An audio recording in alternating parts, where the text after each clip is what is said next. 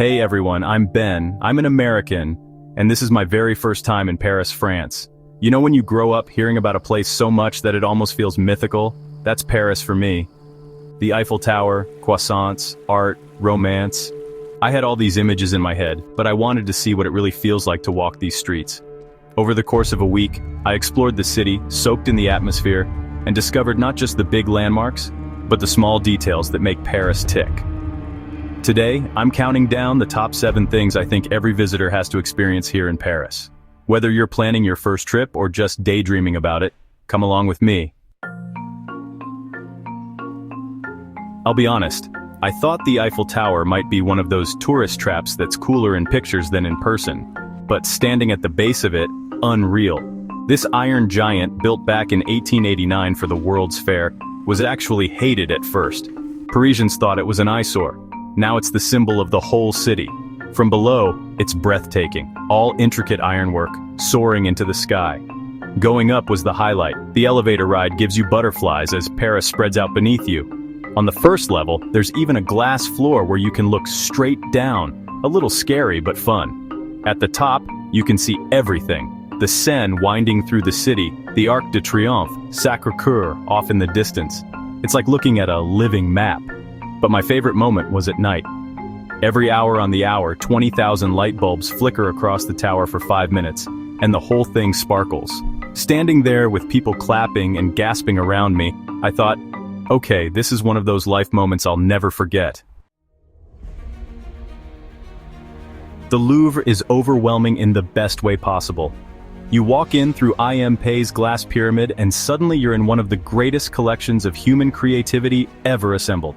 The building itself was once a royal palace and it still feels like it. Gold ceilings, endless corridors. It's like a city of art inside. Of course, everyone rushes to see the Mona Lisa. I did too. And yes, she's smaller than you'd expect. But what really got me was watching everyone else. People from every corner of the world smiling, snapping photos, staring at this one mysterious painting. It's like a shared human pilgrimage. But the Louvre is so much more than just Mona Lisa. You can wander into a hall filled with massive French Romantic paintings, then turn a corner and find yourself face to face with Egyptian mummies, or Greek statues like the Venus de Milo. I could have spent days there and still not scratched the surface. My advice? Don't try to conquer it all. Pick a few highlights, then let yourself get lost. I stumbled into a quiet gallery filled with medieval tapestries, no crowd at all, and it ended up being one of my favorite moments. That's the magic of the Louvre. Every corner has a surprise waiting for you. Even after the tragic fire in 2019, Notre-Dame remains one of the most awe-inspiring places in Paris. I stood across the Seine staring at its Gothic towers, its flying buttresses, and those famous gargoyles. Knowing it stood here since the 1100s blew my mind. Think about it.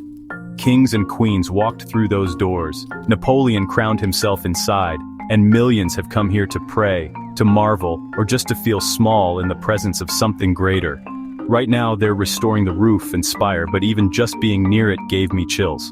On Île de la Cité, where the cathedral sits, you feel the heartbeat of medieval Paris. The cobbled streets, little flower stalls, the sound of bells ringing. It's like stepping back in time. I grabbed a seat at a café right on the riverbank and just watched. Boats floating by, locals walking their dogs, children eating ice cream. Life happening in the shadow of this ancient wonder. It made me realize Paris isn't just about sightseeing. It's about moments like this, where history and everyday life blend seamlessly together. So, Montmartre might just be my favorite neighborhood in Paris. It's got this, bohemian artsy vibe, and for good reason. You know, a century ago, this was home to legends like Picasso, Monet, and Van Gogh. You can still feel that creative spirit in the air, really. I wandered through the Place de Terre, where street artists set up their easels and offer to paint your portrait. The smell of crepes fills the air. There's music from an accordion player drifting through the square. It's the Paris you imagine in your dreams. And then at the very top of the hill stands the Sacre-Cœur Basilica, gleaming white against the sky. Inside, the ceiling is covered by one of the largest mosaics in the world, Christ in Majesty, shimmering in gold. But honestly, the best part is outside. From the steps, you get one of the most panoramic views of Paris. You see the rooftops stretching endlessly, the Eiffel Tower peaking in the distance, and thousands of people gathered, laughing, singing, living the moment. I sat on those steps for hours, just soaking it in. It was Paris at its most alive. One evening, I hopped on a bateau mouche, one of those open-air boats that cruise the Seine.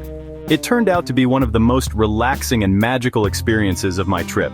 As you float down the river, Paris puts on a show for you. The bridges are lit up, each with its own design. The Louvre glows at night. The Eiffel Tower comes into view, shimmering.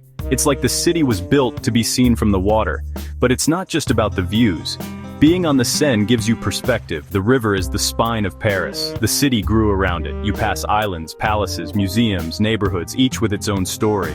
Couples cuddle under blankets, families point out landmarks, tourists wave from the banks. It's this shared moment of joy, and if you want to splurge, you can book a dinner cruise, white tablecloths, French wine, live music, all while the city glides by. Even if you go for the simple one-hour ride like I did, you'll step off feeling like you've touched the soul of Paris. Walking down the Champs-Élysées felt like stepping into a movie. It's this grand boulevard lined with cafes, theaters, and designer shops, but it's also just a great place to people watch. Locals rushing to work, tourists with shopping bags, couples strolling hand in hand. It's a slice of Parisian life on a massive scale. At the far end rises the Arc de Triomphe, one of the most impressive monuments I've ever seen. Commissioned by Napoleon to honor his victories, it's covered in detailed sculptures and names of battles. Standing beneath it, you feel tiny, but the real gem is climbing to the top. After a spiral staircase workout, you're rewarded with a 360-degree view of Paris. Watching the sun set over the city from up there, with the Eiffel Tower in the distance, was a moment I'll never forget. Fun fact, the traffic circle around the Arc is legendary. Cars come from 12 different avenues. No lanes, no lights, just chaos. I stood watching for 15 minutes, amazed there weren't constant accidents, only in Paris. My number one Paris experience wasn't a monument or a museum, it was sitting at a cafe, seriously. Parisian cafe culture is something you can't really explain until you're in it. The little round tables spilling onto the sidewalks, the waiters balancing trays like it's an art form, the mix of locals and tourists all savoring the moment. I'd order a croissant in the morning, maybe a café crème, and just watch. Old men reading newspapers, stylish Parisians rushing to work, friends laughing loudly over espressos. Time slows down, no one's rushing you out. You're meant to sit, enjoy, observe. And the food, oh man, flaky croissants that melt in your mouth, baguettes that crackle when you bite them, cheese plates, escargot, even just a glass of wine at sunset. It's all about savoring life. For me, this was the essence of Paris. Sure, the landmarks are incredible, but the real magic is in those small, everyday moments. Drinking coffee as the city hums around you. That's when I felt like I wasn't just a tourist. I was part of Paris, even if just for a little while. So there you have it, my top 7 must-do experiences as an American in Paris. The Eiffel Tower, the Louvre, Notre-Dame, Montmartre, the Seine, the Champs-Élysées, and of course just living the cafe life. Each one gave me a new appreciation for why Paris has captured the world's imagination for centuries. If you enjoyed this journey, do me a favor, hit that like button, subscribe to Should I Go, and drop a comment with the Paris spot you'd love to see most. Or maybe tell me where you think I should head next. Thanks for joining me on this adventure. Until next time, au revoir.